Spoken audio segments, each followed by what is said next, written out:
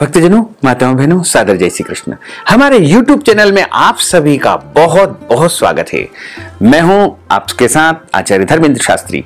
आज हम आप सभी को निर्जला एकादशी, भीमसेनी एकादशी, पांडव एकादशी की दिव्य और ज्ञानमयी कथा सुनाने जा रहे हैं।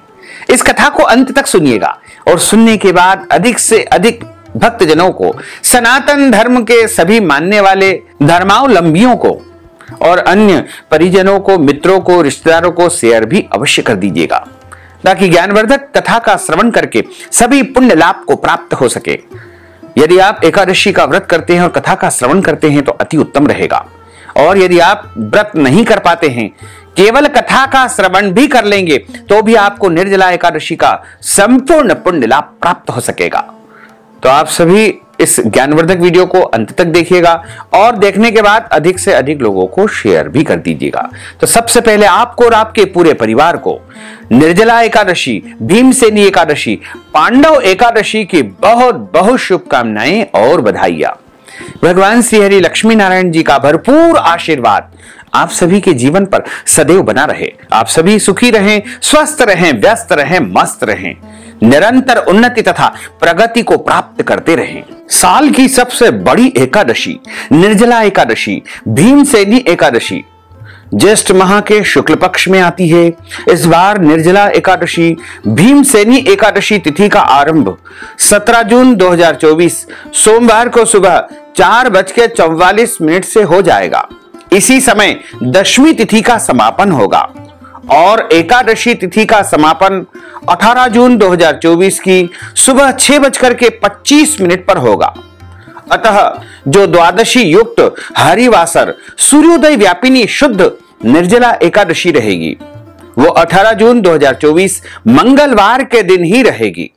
इसी दिन सभी भक्तजनों और माताओं बहनों को निर्जला निराहार व्रत रखना चाहिए तथा निर्जला एकादशी व्रत का पारणा अर्थात व्रत खोलने का जो सही समय रहेगा, पारणा का मुहूर्त रहेगा, वो 19 जून 2024 बुधवार की सुबह 5:50 से लेकर के 7:29 तक व्रत खोल लेना चाहिए। अर्थात इस दौरान व्रत का पारणा कर लेना चाहिए। अगले दिन कोई और व्रत हो, जैसे प्रदोष का व्रत है या फिर बुधवार या गुरुवार का व्रत है, तो ऐसे में फल, जल या फलाहारी वस्तु से ही आप व्रत का पारणा कर सकते हैं। विष्णु एकादशी गीता तुलसी विप्रोधे नभः असारे दुर्ग संसारे षटपदी मुक्तिदायिनी। अर्थात भगवान श्री हरि विष्णु जी का पूजन करना, एकादशी का व्रत रखना, गीता जी का पाठ करना, तुलसी जी का पूजन एवं दर्शन करना, ब्राह्मण देवताओं की सेवा करना, उनको दान करना, उनको भोजन करवाना तथा गौ माता की रक्षा एवं सेवा करना, ये 6 कार्य इस कठिन संसार सागर को पार करने हेतु मुक्तिदायक बताए गए हैं। इस बार कुछ पंचांगों में निर्जला एकादशी का व्रत 17 जून 2024 रविवार के दिन बताया है। वहीं कुछ पंचांगों में इस बार निर्जला एकादशी का व्रत कुछ पंचांगों में 17 जून 2024 सोमवार को बताया है। वहीं कुछ पंचांगों में निर्जला एकादशी का व्रत 18 जून 2024 मंगलवार के दिन बताया गया है। हालांकि वैष्णव मत के अनुसार, हमारे मत के अनुसार, यदि आप एकादशी का व्रत करना चाहते हैं तो आपको 18 जून 2024 मंगलवार के दिन ही एकादशी व्रत रखना चाहिए, क्योंकि एकादशी व्रत के विषय में हमारे धर्म ग्रंथों, पुराणों में, विशेष करके पद्म पुराण में और अन्य धर्म ग्रंथों में कुछ नियम बताए गए हैं। विष्णु पंचक के नियम के अंतर्गत इन नियमों का पालन सभी को अनिवार्य रूप से करना चाहिए। एकादशी 2 प्रकार की होती है। पहला प्रकार होता है संपूर्णा, दूसरा प्रकार होता है विद्या। संपूर्णा का अर्थ होता है जिस तिथि में केवल एकादशी ही होती है, अन्य किसी तिथि का उसमें मिश्रण नहीं होता है, उसे संपूर्णा एकादशी के नाम से जाना जाता है। और उसके बाद आती है विद्या एकादशी। इसके पुनः 2 प्रकार होते हैं। एक होती है पूर्व विद्या, दूसरी होती है पराविद्या। पूर्व विद्या का अर्थ होता है दशमी मिश्रित एकादशी को पूर्व विद्या एकादशी के नाम से जाना जाता है।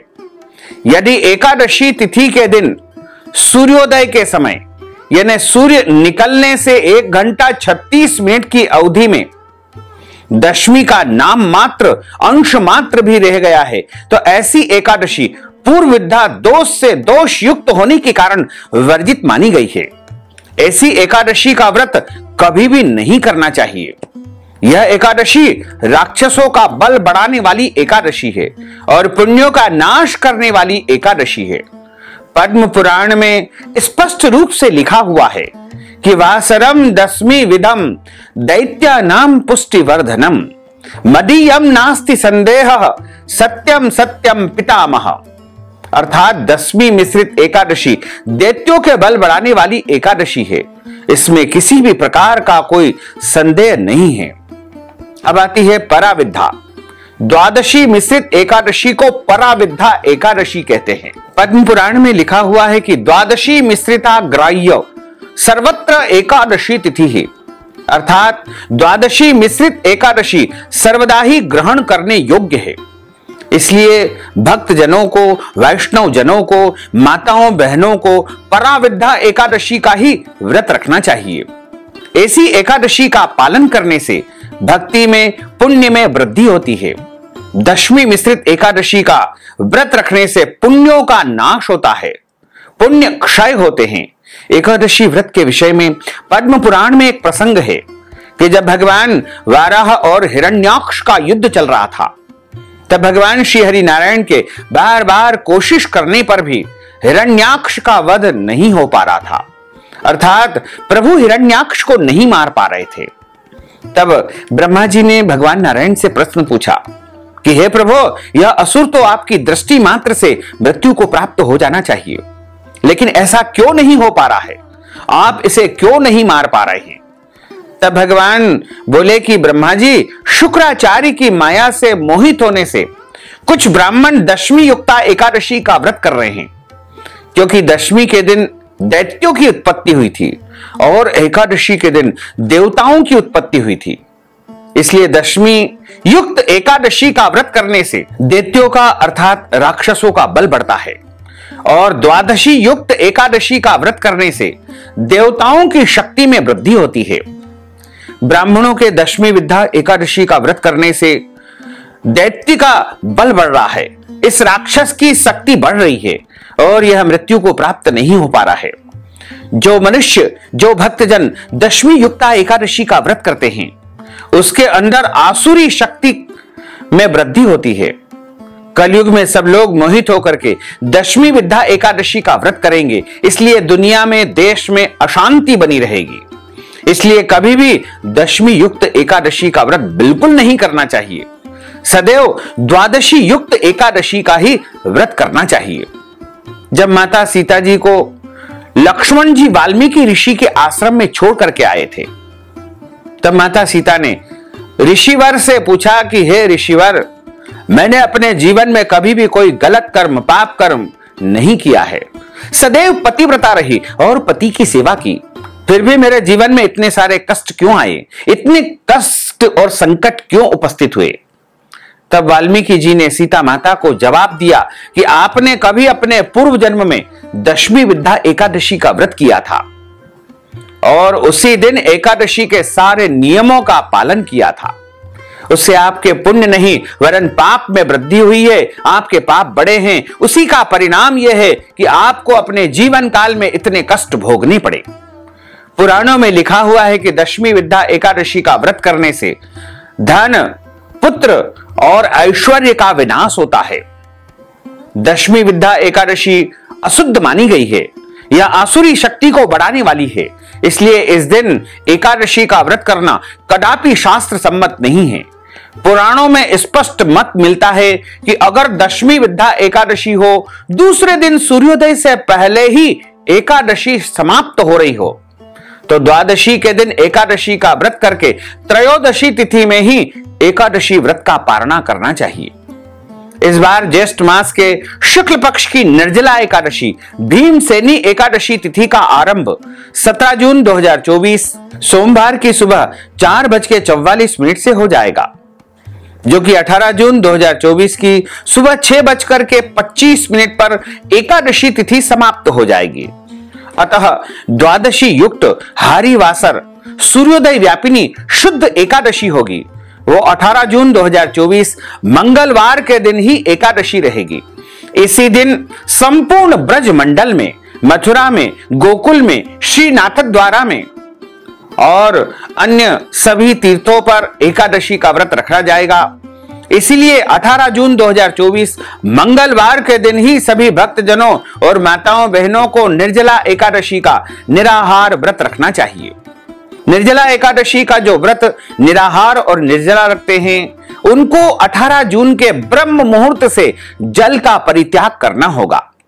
यानी ब्रह्म मुहूर्त सुबह 4 बजे से जल का परित्याग करके अगले दिन सूर्योदय तक जल का परित्याग करना चाहिए। यदि आपके शरीर में कोई व्याधि है, रोग है, कष्ट है, पीड़ा है, तो आप फलाहार करके भी व्रत धारण कर सकते हैं, इसमें कोई दोष नहीं लगेगा। लेकिन यदि आपका शरीर साथ दे तभी आपको निर्जला और निराहार व्रत रखना चाहिए। और एकादशी व्रत पारना यानी व्रत खोलने का जो सही समय रहेगा वो 19 जून 2024 बुधवार की सुबह 5:50 से लेकर के 7:29 तक का समय रहेगा। इस दौरान व्रत का पारणा आपको करना चाहिए।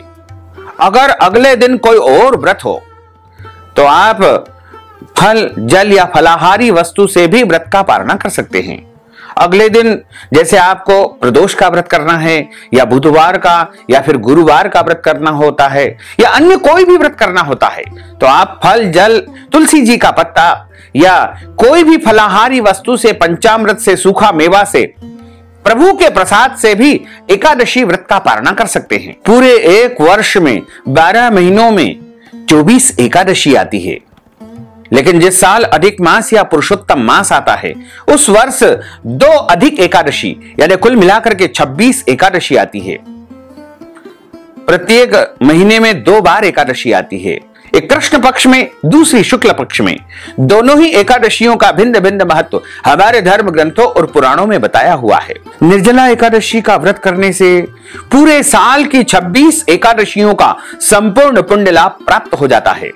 प्रत्येक महीने में 2 बार एकादशी आती है, एक कृष्ण पक्ष में, दूसरी शुक्ल पक्ष में। दोनों ही एकादशियों का विभिन्न महत्व हमारे धर्म ग्रंथों तथा पुराणों में बताया हुआ है। एकादशी का व्रत करने से भगवान लक्ष्मी नारायण जी की अपार कृपा प्राप्त होती है। एकादशी का जो व्रत है वह भगवान श्री हरि लक्ष्मी नारायण जी का परम प्रिय व्रत है और एकादशी का व्रत करने से मनुष्य के करोड़ों जन्मों के पाप जड़ से नष्ट हो जाते हैं तथा उनके पुण्यों का उदय होता है। जब मनुष्य के जन्म जन्मांतर के पाप नष्ट हो जाते हैं तभी उन्हें सांसारिक और भौतिक सुखों की प्राप्ति होती है। जो भक्तजन, माताएं बहनें एकादशी का व्रत करते हैं उनको दशमी तिथि से लेकर के द्वादशी तिथि तक कुछ महत्वपूर्ण नियमों का पालन अनिवार्य रूप से करना चाहिए। इस बार दशमी तिथि के सभी नियमों का पालन आपको 17 जून सोमवार को करना है, वहीं एकादशी का व्रत 18 जून मंगलवार को रखना है और द्वादशी यानी व्रत का पारणा जो होगा वो त्रयोदशी तिथि में होगा यानी 19 जून 2024 बुधवार के दिन होगा। तो इस प्रकार यदि आप 18 जून को व्रत रखते हैं तो एक दिन पहले दशमी के नियमों का पालन करें और अगले दिन व्रत का पारणा करें। लेकिन आपके क्षेत्र में, आपके प्रदेश में, आपके नगर में, शहर में यदि 17 जून की एकादशी सभी बता रहे हैं तो आप दशमी तिथि के सभी नियमों का पालन 16 जून को करें और 17 जून को एकादशी का व्रत रख सकते हैं। चूंकि देश काल के विपरीत नहीं चलना चाहिए और 18 जून को एकादशी व्रत का पारणा भी आप कर सकते हैं। जब हमको एकादशी अगले दिन करना है यानी 18 जून को करना है तब आप दशमी तिथि के नियम पालन करेंगे। ऐसे में आप विचार करेंगे कि एकादशी तिथि तो लग गई, फिर भोजन कैसे करें। चूंकि एकादशी का व्रत आपको 18 जून को ही रखना है इसलिए आप 17 जून को निश्चिंत होकर के दशमी तिथि के नियम के अनुसार शुद्ध एवं सात्विक भोजन करें, कोई दोष नहीं लगेगा। इस दिन अन्न खा सकते हैं, लेकिन ध्यान रखें दशमी तिथि के नियमों के पालन में चावल नहीं खाना चाहिए, लहसुन, प्याज, मांस, मदिरा, मसूर की दाल, कटहल की सब्जी का उपयोग नहीं करना चाहिए। दशमी तिथि के दिन पराये अन्न अर्थात दूसरे के घर का भोजन नहीं करना चाहिए। दशमी के दिन शहद नहीं खाना चाहिए। ब्रह्मचर्य व्रत का पालन करना चाहिए।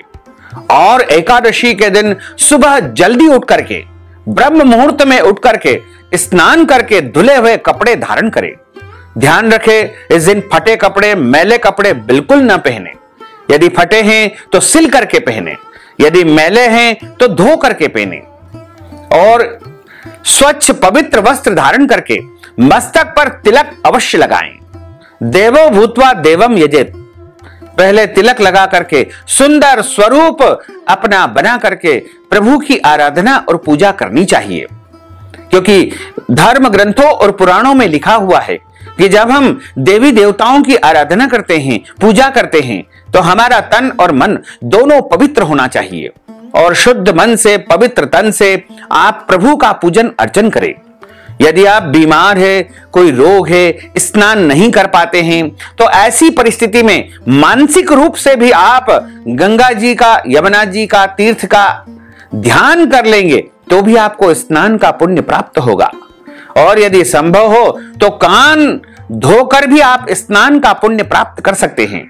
किसी कारण स्नान करने में असमर्थ है, नहाने में असमर्थ है, तो दोनों कानों को यदि आप पानी से धो लेंगे तो भी आपको स्नान का पुण्य प्राप्त हो जाएगा। क्योंकि कान को हमारा शरीर का जो है गुरु माना गया है, और कान का स्नान करवाने से संपूर्ण शरीर का स्नान माना जाता है। और उसके बाद आप सर्वप्रथम अपने घर के देवी देवताओं का पूजन अर्चन करें और एकादशी व्रत का संकल्प धारण करें। वैसे तो पद्म पुराण के उत्तरखंड के अध्याय 64 में श्लोक नंबर 34 में लिखा हुआ है, एकादश्याम निराहार स्थित्वाहम परेहनि भोक्ष्यामि पुंडरीकाक्ष शरणम में भवाच्युत। हे कमल नयन, हे वासुदेव, हे जनार्दन, हे माधव, हे अच्युत, मैं एकादशी के दिन निराहार रह करके दूसरे दिन ही भोजन करूंगा। और यदि आपके घर में संकल्प करने की व्यवस्था है तो आप अपने घर के पूजा स्थल में, देवघर में या पूर्व अथवा उत्तर दिशा की तरफ मुंह करके एक आसन पर बैठ जाइएगा और पूजा की थाली में पीला पुष्प रख लीजिए, पीला चंदन रख लीजिए, रोली रख लीजिए, पीला जो है हल्दी इत्यादि रख लीजिए। और इसके साथ ही आपको अक्षत के स्थान पर जौ या तिल रखना चाहिए, क्योंकि एकादशी की पूजा में अक्षत यानी चावल का उपयोग नहीं किया जाता है। अक्षत के स्थान पर जौ या तिल के अक्षत का आप उपयोग कर सकते हैं। कुछ दक्षिणा, एक सुपारी रख लीजिए। हाथ की मुद्रा को संकल्प करते समय ऐसा रखना है, सर्वप्रथम हाथ के मध्य भाग में जल रखे, पैसा रखे, सुपारी रखे, पीला पुष्प रखे, लाल पीला चंदन, हल्दी रखे और उसमें कुछ दक्षिणा और सुपारी रख करके जौ तिल अक्षत के रूप में रख करके आपको बोलना है ओम विष्णवे नमः, ओम विष्णवे नमः, ओम विष्णवे नमः। ओम तिथिर विष्णु स्थावारो नक्षत्रम विष्णुरेव च योगश्च करणम विष्णु सर्वम विष्णुमयम जगत।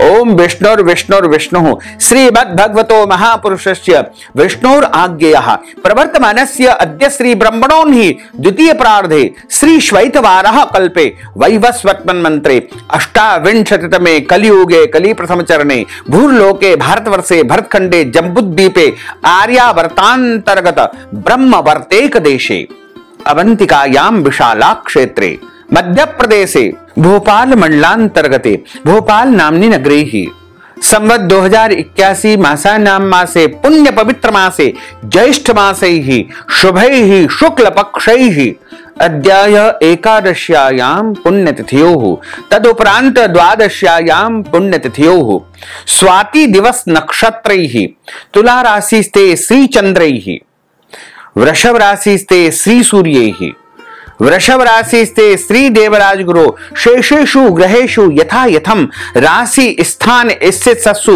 एवं ग्रह गुण गण विशेषण विशिष्टायाम शुभ पुण्य तिथोः। अब आप सभी बोलिएगा मव आत्मनः, अपने अपने नाम और गोत्र का उच्चारण कर लीजिए। यदि आपको अपना गोत्र याद नहीं है तो आप ब्रह्म गोत्र या कश्यप गोत्र बोलकर भी संकल्प पूर्ण कर सकते हैं।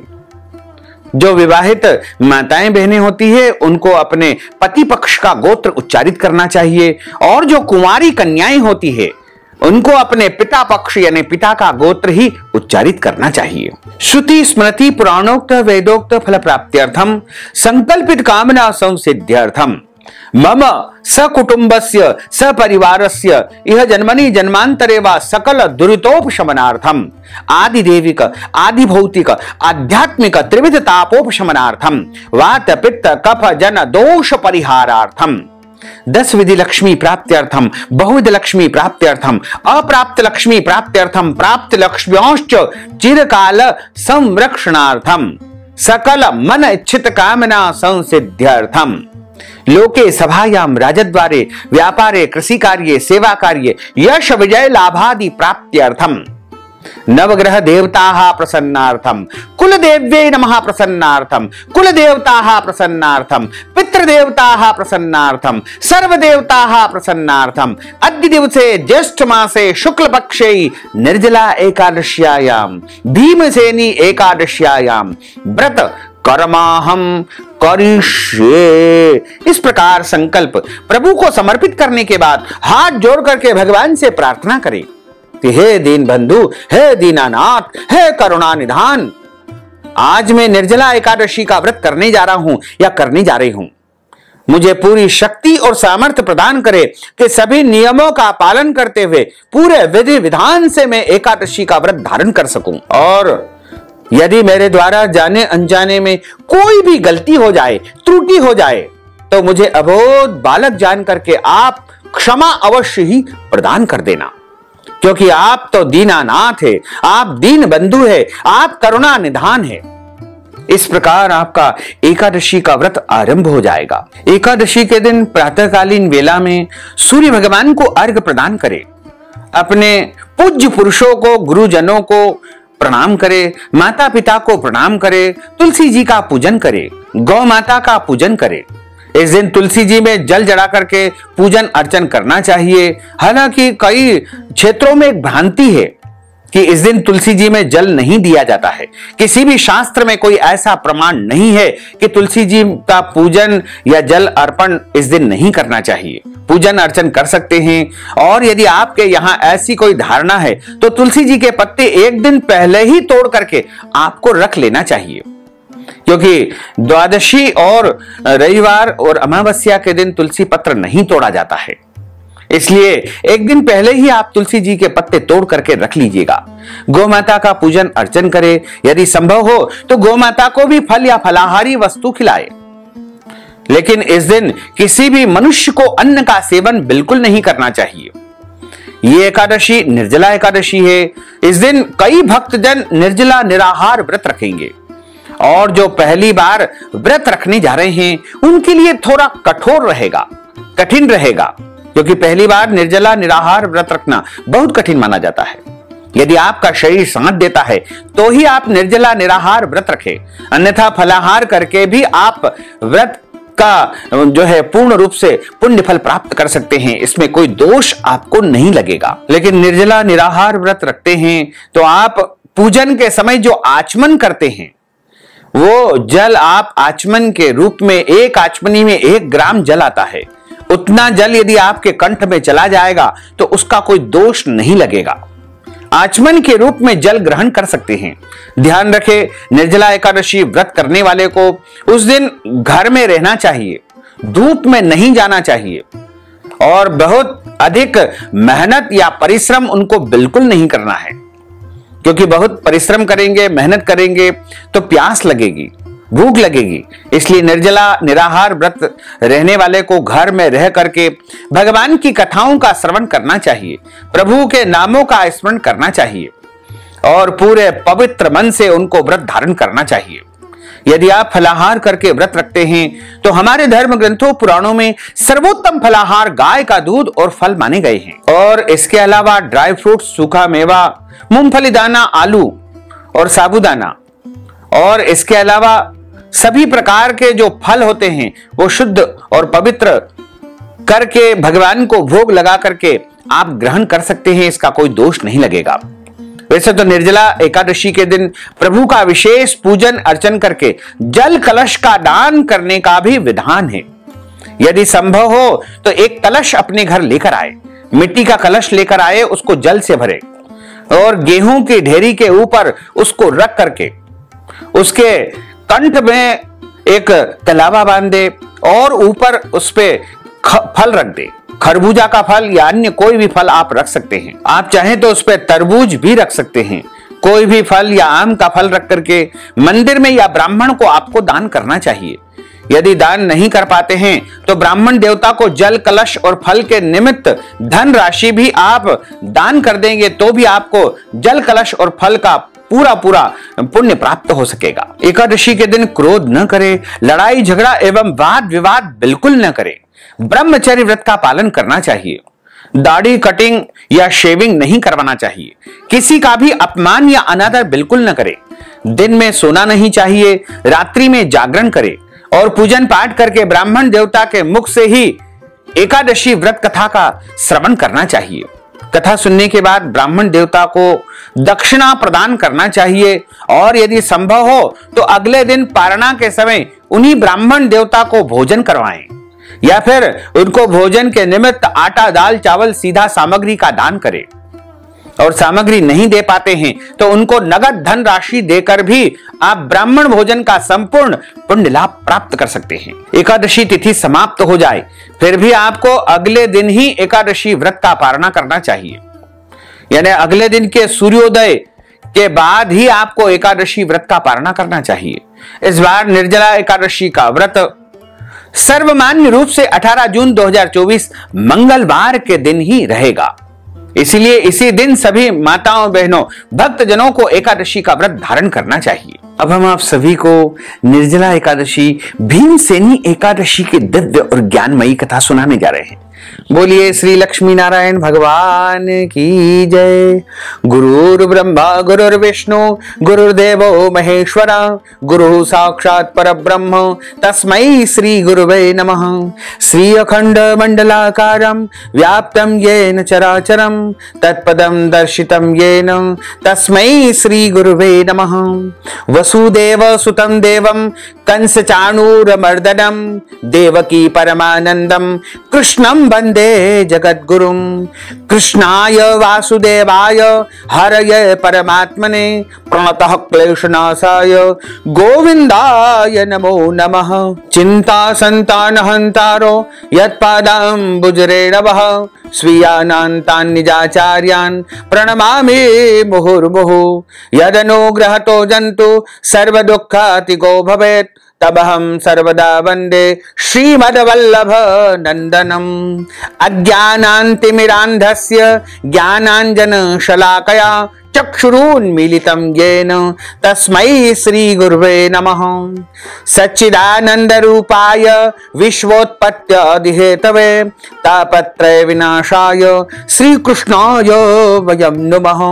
यं प्रव्रजन्तमनुपेतमपेतु कृत्यं द्वैपायनो विरह कातर आजुहाव। पुत्रेति तन्मयतया तर्वोऽभिनेदुस्तं सर्वभूत हृदयं मुनिमानतोऽस्मि।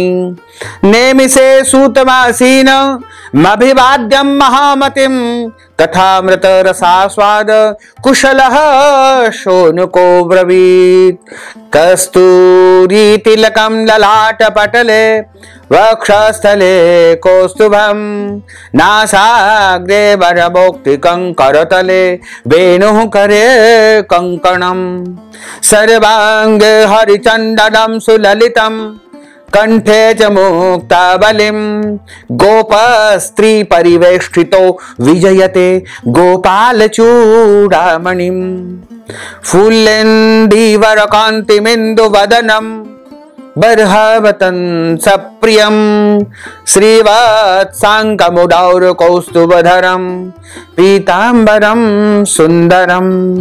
गोपीनां नयनोत्पलार्चिततनुं गोपसंघाव्रतं गोविन्दं कलवेणुवादनपरं दिव्याङ्गभूषणं भजे।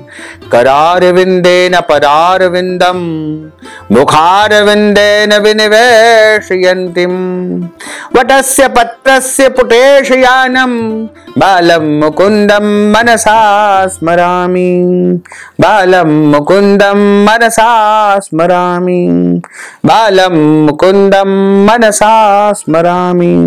बर्हापीडं नटवरवपुः कर्णयोः कर्णिकारं, बिभ्रद्वास कनककपीशं वैजयन्तीं च मालां, रन्ध्रान् वेणोर्धरसुधया पूरयन् गोपवृन्दैः, वृन्दारण्यं स्वपदरमणं प्राविशत गीतकीर्तिः।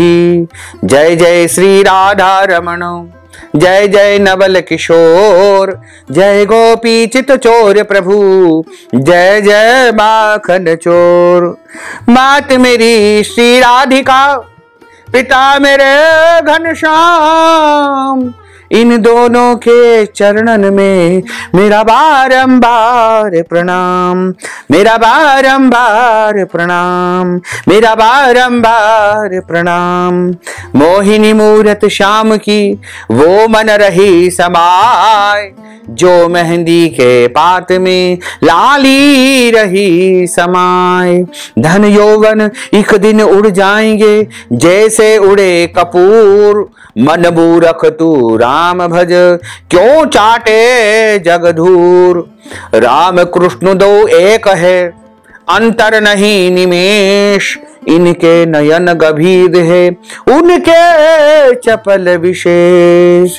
राधे तू बड़ भागिनी कौन तपस्या की, तीन लोक तारण प्रभु सो तेरे अधीन। तन पवित्र सेवा किए धन पवित्र कर दान, मन पवित्र हरि भजन सो होत त्रिविध कल्याण। कलयुग केवल नाम आधारा, सुबर सुबर नर उतरहि पारा, सुबर सुबर नर उतरहि पारा। बोलिए श्री लक्ष्मी नारायण भगवान की जय, श्री द्वारकाधीश भगवान की जय, श्री वृंदावन विहारी लाल की जय, श्री गिरिराज धरण की जय, श्री गोवर्धन नाथ भगवान की जय, श्री बालकृष्ण लाल की जय, श्री श्याम सुंदर यमुने महारानी की जय, श्री जगत गुरु वल्लभाधीश की जय, श्री गोसाई जी परम दयाल की जय, श्री गुरुदेव की जय, लाडले लाल की जय, श्री राधे रानी सरकार की जय, आज के आनंद की जय। एक समय की बात है, नैमिषारण्य क्षेत्र में सोनकादिक 88,000 ऋषि बैठे हुए हैं तथा श्री सूत जी महाराज उनको विभिन्न पुराणों की कथाएं सुना रहे हैं। तब उन ऋषियों में से एक ऋषि प्रश्न करते हैं कि हे महाराज, आज हम आपके श्री मुखारविंद से ज्येष्ठ माह के शुक्ल पक्ष की कथा का श्रवण करना चाहते हैं। इस एकादशी का क्या नाम है, इस व्रत की विधि क्या है तथा इस व्रत को सबसे पहले किसने किया था और यह व्रत किस प्रकार से किया जाता है, यह संपूर्ण कथा आज हम आपके श्री मुखारविंद से सुनना चाहते हैं। तब सूत जी महाराज कहते हैं कि ऋषिगणों, एक समय की बात है, पांचों पांडव अपने महल में थे। तब श्री व्यास जी महाराज का आगमन हुआ और उनकी अच्छी प्रकार से उन्होंने सेवा की, पूजा की तथा भीमसेन व्यास जी से कहने लगे कि हे पितामह, भ्राता युधिष्ठिर, मेरी माता कुंती, मेरे द्रौपदी, अर्जुन, नकुल और सहदेव आदि सब एकादशी का व्रत करने को कहते हैं, परंतु महाराज मैं उनसे कहता हूं कि भाई, मैं भगवान की शक्ति पूजा आदि तो कर सकता हूं, भक्ति भी कर सकता हूं, दान भी कर सकता हूं, परंतु बिना भोजन के नहीं रह सकता हूं। इस पर व्यास जी कहने लगे कि हे भीमसेन, यदि तुम नरक के कष्ट से बचना चाहते हो, यदि तुम नरक को बुरा और स्वर्ग को अच्छा समझते हो, तो प्रत्येक मास की दोनों एकादशियों को अन्न का सेवन बिल्कुल मत किया करो। भीमसेन कहने लगे कि हे पितामह, मैं तो पहले ही कह चुका हूं कि मैं भूख सहन नहीं कर सकता हूं। यदि वर्ष भर में कोई एक ही व्रत हो तो वो मैं रख सकता हूं, क्योंकि मेरे पेट में व्रत नामक अग्नि है, सो मैं भोजन किए बिना नहीं रह सकता हूं। भोजन करने से वह शांत रहती है, इसलिए पूरा उपवास तो क्या एक समय भी बिना भोजन किए रहना मेरे लिए बहुत कठिन है। यदि आप मुझे कोई ऐसा व्रत बताएं जो वर्ष में केवल एक बार ही करना पड़े और मुझे स्वर्ग की प्राप्ति हो जाए तो मैं अवश्य ही उस व्रत को धारण करूंगा। श्री व्यास जी महाराज कहने लगे कि हे पुत्र, बड़े बड़े ऋषियों ने बहुत शास्त्र आदि बनाए हैं जिनसे बिना धन के थोड़े परिश्रम से ही स्वर्ग की प्राप्ति हो सकती है। इसी प्रकार शास्त्रों में दोनों पक्षों की एकादशी का व्रत मुक्ति के लिए रखा जाता है। व्यास जी के वचन सुनकर के भीमसेन नरक में जाने के नाम से भयभीत हो गए और कांप करके कहने लगे कि अब क्या करूं, पूरे वर्ष में सभी एकादशियों का व्रत मैं नहीं रख सकता हूं, मास में 2 व्रत तो मैं कर ही नहीं सकता हूं, हां वर्ष भर में एक व्रत रखने का प्रयत्न अवश्य करूंगा। अतः एक वर्ष में यदि एक दिन का कोई व्रत हो और उस व्रत से मेरी मुक्ति हो जाए तो ऐसा व्रत कृपा करके आप मुझे बताइए। यह सुनकर के व्यास जी कहने लगे कि हे वृषभ, यह सुनकर के व्यास जी महाराज कहने लगे कि वृषभ और मिथुन की संक्रांति के बीच में ज्येष्ठ माह के शुक्ल पक्ष की जो एकादशी आती है उस एकादशी का नाम निर्जला एकादशी है। तुम उस एकादशी का व्रत करो। इस एकादशी का व्रत करने से पूरे वर्ष की 2600 एकादशी का पुण्य तुम्हें प्राप्त हो जाएगा। इस एकादशी के व्रत में स्नान और आचमन के सिवा जल का उपयोग वर्जित माना गया है। आचमन में भी 6 मासे से अधिक जल नहीं जाना चाहिए शरीर के अंदर, अन्यथा वह मद्यपान के सदृश माना जाता है। इस दिन भोजन नहीं करना चाहिए, फलाहार नहीं करना चाहिए, निराहार निर्जला व्रत यह धारण किया जाता है, क्योंकि भोजन करने से एकादशी का सारा व्रत नष्ट हो जाता है। यदि एकादशी को सूर्योदय से लेकर के द्वादशी के सूर्योदय तक जल ग्रहण न करे तो उसे सारी एकादशियों के व्रत का फल प्राप्त हो जाता है। यानी पूरे साल की जो 26 एकादशी आती है उन सभी का पुण्य प्राप्त हो जाता है। और द्वादशी को सूर्योदय से पहले उठ करके स्नान आदि करके ब्राह्मणों को अन्नदान या ब्राह्मण भोजन करवाने के बाद ही स्वयं को भोजन करना चाहिए। इसका फल पूरे वर्ष की संपूर्ण एकादशियों के बराबर माना गया है। व्यास जी कहने लगे कि हे भीमसेन, यह मुझको स्वयं भगवान श्री हरि नारायण ने ही बताया है। इस एकादशी का पुण्य समस्त तीर्थों और दानों से भी कहीं अधिक है। केवल एक दिन मनुष्य निर्जला निराहार रहने से समस्त पापों से मुक्त हो जाता है। जो मनुष्य निर्जला एकादशी का व्रत करते हैं उनकी मृत्यु के समय यमदूत आकर उन्हें नहीं घेरते हैं, वरन भगवान के पार्षद उन्हें पुष्पक विमान में बैठा करके वैकुंठ लोक को, स्वर्ग लोक को ले जाते हैं। अतः संसार में सबसे श्रेष्ठ निर्जला एकादशी का व्रत है। जितनी भी एकादशी आती है उनमें सबसे बड़ी यदि कोई एकादशी होती है तो वो निर्जला एकादशी होती है। इसलिए प्रयत्न पूर्वक इस एकादशी का व्रत प्रत्येक प्राणी को, प्रत्येक मनुष्य को अवश्य करना चाहिए और उस दिन अधिक से अधिक संख्या में ओम नमो भगवते वासुदेवाय इस महामंत्र का जाप अवश्य करना चाहिए। कुछ लोगों ने धारणा फैला रखी है कि माताओं बहनों को ओम का उच्चारण नहीं करना चाहिए, तो हम आपको बता दें कि ओम प्रणव अक्षर होता है और ओम का जब तक हम उच्चारण नहीं करेंगे तो वो मंत्र, वो श्लोक अधूरा माना जाएगा। इसलिए ओम का उच्चारण अवश्य करें और सभी माताएं बहनें भक्तजन वैष्णवजन ओम नमो भगवते वासुदेवाय का इस दिन अधिक से अधिक जाप करें और गोदान भी करना चाहिए। जो मनुष्य निर्जला एकादशी के दिन गोदान करता है उसको सभी प्रकार के दानों का पुण्य प्राप्त होता है। इस प्रकार व्यास जी महाराज की आज्ञा के अनुसार भीमसेन ने इस व्रत को किया। इसलिए इस एकादशी का नाम पहले निर्जला एकादशी था। क्योंकि भीमसेन ने इस एकादशी को व्यास जी महाराज के निर्देश पर किया, तब से इस एकादशी का नाम भीमसेनी एकादशी और पांडव एकादशी के नाम से भी प्रसिद्ध हो गया। निर्जला व्रत करने से पूर्व भगवान से प्रार्थना करें कि हे भगवान, आज मैं निर्जला व्रत करता हूं, दूसरे दिन ही भोजन ग्रहण करूंगा। मैं इस व्रत को श्रद्धा पूर्वक करूंगा, अतः आपकी कृपा से मेरे सब पाप नष्ट हो जाए। इस दिन जल से भरा हुआ घड़ा वस्त्र से ढक करके सोने सहित फल सहित ब्राह्मण को दान करना चाहिए। जो मनुष्य इस व्रत को करते हैं उनके करोड़ों पल सोने के दान का फल प्राप्त होता है। और इस दिन यज्ञादिक करते हैं, यानी हवन कराते हैं, पूजन करवाते हैं, ब्राह्मण देवता के माध्यम से विशेष अनुष्ठान करवाते हैं, उनके फल का तो वर्णन ही नहीं किया जा सकता है। इस एकादशी के व्रत से मनुष्य विष्णु लोक को प्राप्त हो जाते हैं।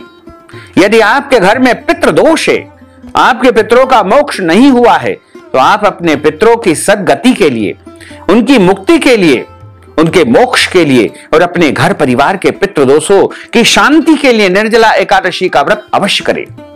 जो मनुष्य इस दिन अन्न खाते हैं वे चांडाल के समान है, वे अंत समय में नरक को प्राप्त करते हैं।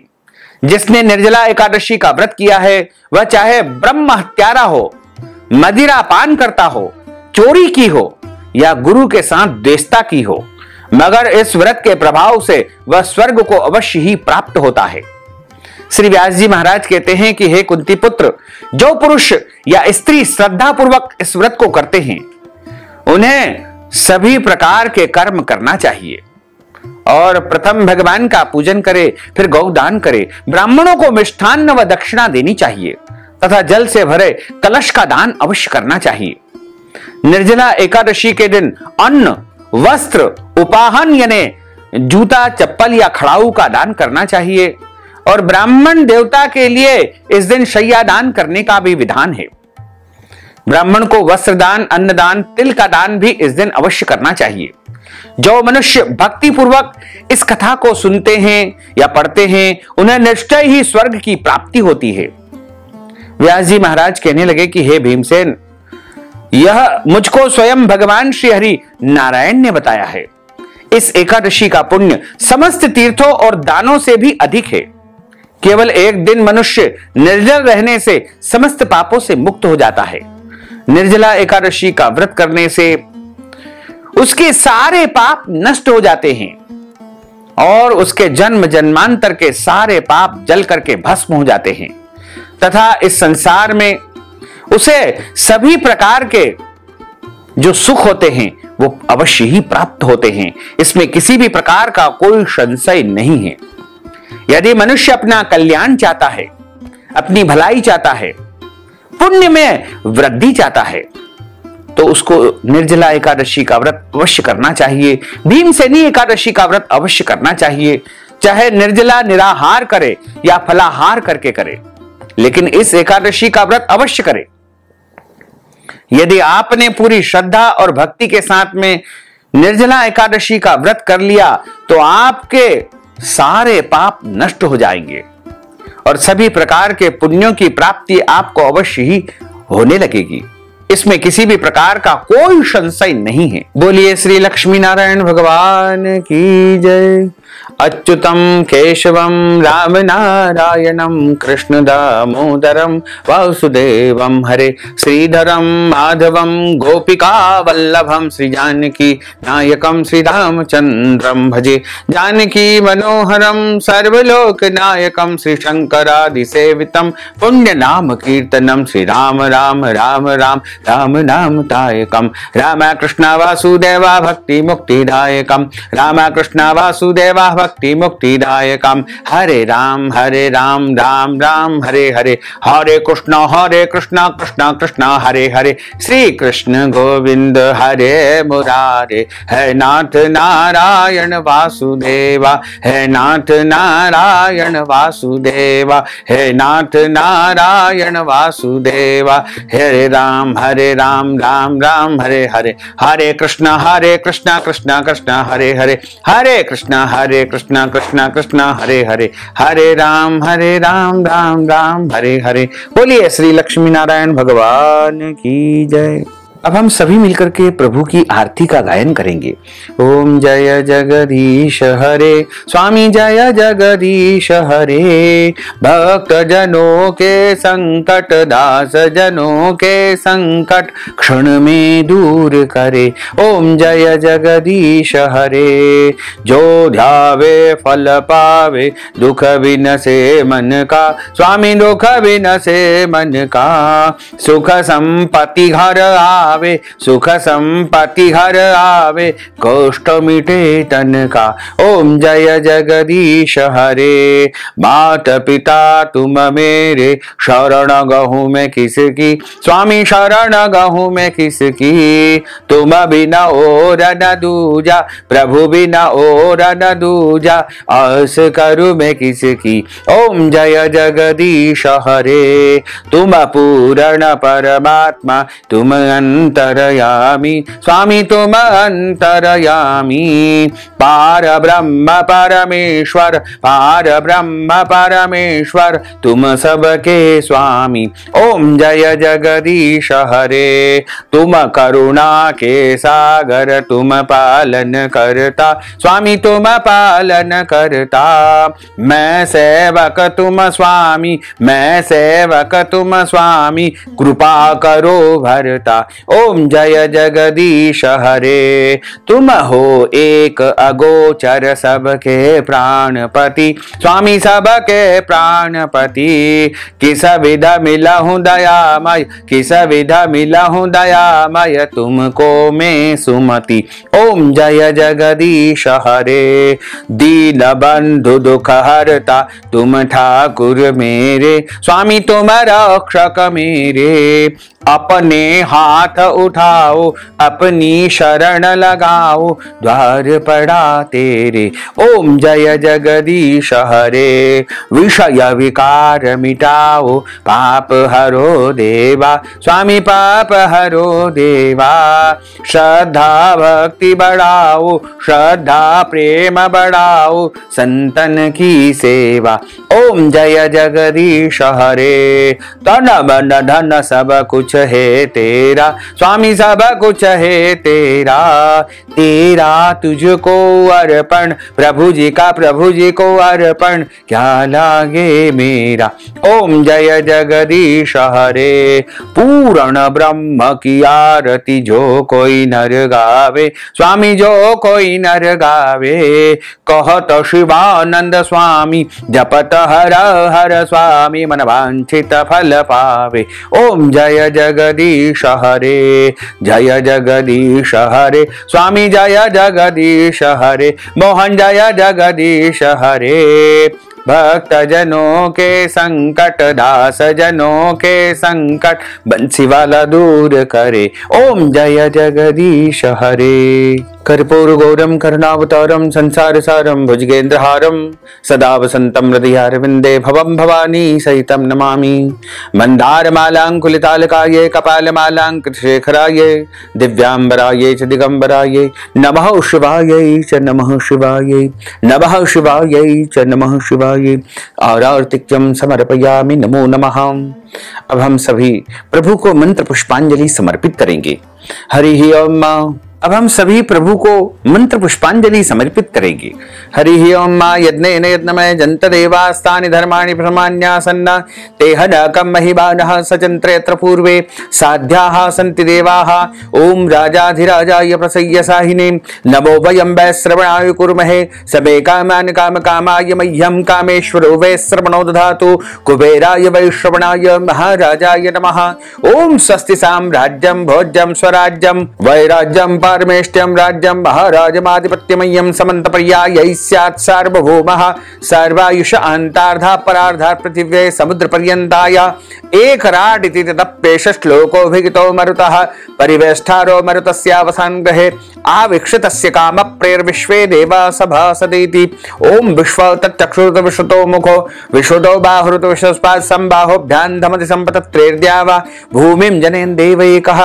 ओम एकदन्ताय विद्महे वक्रतुंडाय धीमहि तन्नो दन्तिः प्रचोदयात्। आदि शक्ति च विद्महे जगन्माताय धीमहि तन्नो शक्तिः प्रचोदयात्। तत्पुरुषाय विद्महे महादेवाय धीमहि तन्नो रुद्रः प्रचोदयात्। ओम क्लीं कृष्णाय विद्महे दामोदराय धीमहि तन्नो श्री कृष्णः प्रचोदयात्। ओम दासरथाय विद्महे सीतावल्लभाय धीमहि तन्नो श्री रामः प्रचोदयात्। ओम महालक्ष्म्यै च विद्महे विष्णुपत्न्यै च धीमहि तन्नो लक्ष्मीः प्रचोदयात्। ओम नारायणाय विद्महे वासुदेवाय धीमहि तन्नो विष्णुः प्रचोदयात्। ओम सांगाय सपरिवाराय सायुधाय सशक्तिकाय सवाहनाय सगणाय भगवते श्री लक्ष्मी नारायण देवताभ्यो नमो नमः। मंत्र पुष्पांजलिं समर्पयामि। नाना सुगंध पुष्पाणि यथा कालोद्भवानि च पुष्पांजलिं मया दत्तं गृहाण परमेश्वर। मंत्र पुष्पांजलिं समर्पयामि। नमो नमः। अथ क्षमा प्रार्थना। मंत्रहीनं क्रियाहीनं भक्तिहीनं सुरेश्वर यत्पूजितं मया देव परिपूर्णं तदस्तु मे। आवाहनं न जानामि तवार्चनं पूजां चैव न जानामि क्षम्यतां परमेश्वर क्षम्यतां परमेश्वर क्षम्यतां परमेश्वर। त्वमेव माताश्च पिता त्वमेव त्वमेव बन्धुश्च सखा त्वमेव त्वमेव विद्या द्रविणं त्वमेव त्वमेव सर्वं मम देव देव त्वमेव सर्वं मम देव देव। बोलिए श्री लक्ष्मी नारायण भगवान की जय। श्री वृंदावन बिहारी लाल की जय। श्री द्वारकाधीश भगवान की जय। श्री गिरिराज धरण की जय। श्री अयोध्या नाथ की जय। श्री गोवर्धन नाथ भगवान की जय। श्री श्याम सुंदर यमुने महारानी की जय। जगत गुरु श्री वल्लभाधीश की जय। श्री गोसाई जी परम दयाल की जय। धर्म की जय हो, अधर्म का नाश हो, प्राणियों में सद्भावना हो, विश्व का कल्याण हो। सनातन धर्म की जय हो, गौ माता की जय हो, नगर बस्ती की जय हो, आज के आनंद की जय हो, कल के आनंद की जय हो, परसों के आनंद की जय हो, बरसों बरसों के आनंद की जय हो। ओम नमः पार्वती पते। हर हर महादेव। हर काल हर कंटक हर दुख हर दारिद्र हर आनंद की लहर कर। भक्तजनों माताओं बहनों, अगर आप निर्जला एकादशी भीमसेनी एकादशी पांडव एकादशी के निमित्त कथा की दक्षिणा प्रदान करना चाहते हैं, जल कलश का दान करना चाहते हैं, फल का दान करना चाहते हैं, फलाहार करवाना चाहते हैं, ब्राह्मणों को अन्नदान वस्त्रदान या गौ दान करना चाहते हैं, या फिर निर्जला एकादशी के निमित्त कोई भी दान पुण्य करना चाहते हैं, या फिर आप एकादशी के अगले दिन ब्राह्मण देवताओं को भोजन करवाना चाहते हैं, या कोई भी दान पुण्य करवाना चाहते हैं, या एकादशी व्रत का उद्यापन करवाना चाहते हैं, तो आप इस हेतु नगद धनराशि हमारे गूगल पे, फोन पे, पेटीएम नंबर, अकाउंट नंबर के माध्यम से प्रदान करके एकादशी का संपूर्ण पुण्य लाभ प्राप्त कर सकते हैं। साथ ही आप सभी से अनुरोध है कि हमारे इस ज्ञानवर्धक वीडियो को अधिक से अधिक लोगों को शेयर करिएगा, लाइक करिएगा, कमेंट करिएगा, और यदि अभी तक आपने सब्सक्राइब नहीं किया है तो अभी और इसी समय सब्सक्राइब कर लीजिए, ताकि इसी प्रकार की ज्ञानवर्धक वीडियो आप सभी को प्राप्त हो सके। आपको और आपके पूरे परिवार को सादर जय श्री कृष्ण, सादर धन्यवाद।